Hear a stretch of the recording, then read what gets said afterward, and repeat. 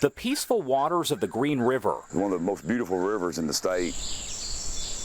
Before the heat of the day, George Bruton set off Saturday on an early morning fishing trip. You're expecting to go catch you some smallmouth bass and enjoy the river, and then all of a sudden you come up on something like that. That something, Bruton tells me, was a dismembered body stuffed into a bag. It's sitting right there in the edge of the river on the right side. The gruesome discovery about a quarter-mile from the boat ramp at H.H. Wilson Park in Hart County. I took my gaff that I used to pull fish in, and I reached and hooked the tote and kind of flipped it over, and I actually cut it just a little bit more so I could see further into it.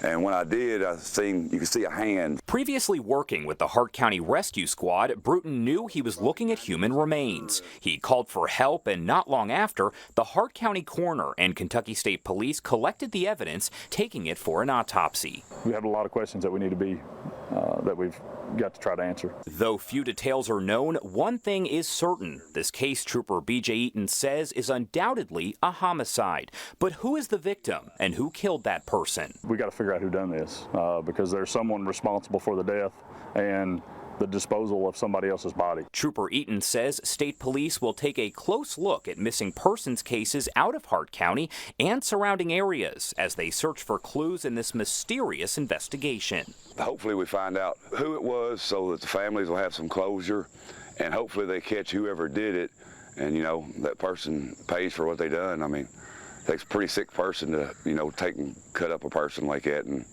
do that to them. The coroner in Hart County says an autopsy has been completed on that victim. Still, though, no details have been released, not even a gender. The Hart County coroner says the autopsy has been finished on that victim, but no details have been released about the person. For some, this brings up feelings of hope and fear. Somebody just vanishes in the blink of an eye, and they're gone, and you don't know where they're at. June 4th, 2013. The day Melvia Rourke's disappeared. She went to the grocery store to pick up some sodas, and she never returned home. The woman's uncle, Joey Price, tells me that store was in Grayson County. At the time, the 28-year-old mother of four was living in Caneyville. Her van, though, investigators say, was found abandoned some 70 miles away outside of Shepherdsville in Bullitt County. The Grayson County Sheriff says foul play is suspected. On Saturday, Rourke's relatives learned a dismembered body had been found that morning in a tote bag in the Green River. It brings back that hurt because you want to know, is it your loved one? You hope it ain't, but then you wonder if it is, can you get the closure you're looking for?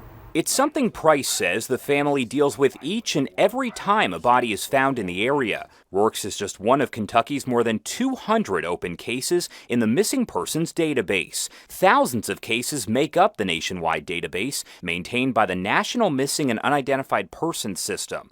Investigators will look to that for clues in the latest mystery. You look at missing persons reports, people that we've been trying to find anyway, and not just this immediate area, but the surrounding areas. For now, Price and his family wait, along with so many others. You wonder for all the families, you'd like to find closure for every one of them, each and every one, because everybody wants to know where their loved one's at.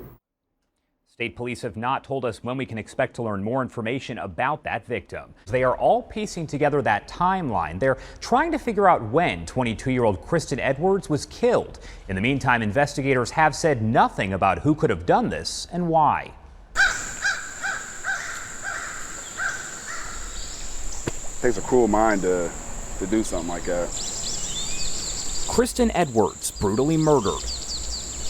The details of the 22-year-old's death too disturbing for her friends. She never caused any kind of harm, drama. She was never about no trouble.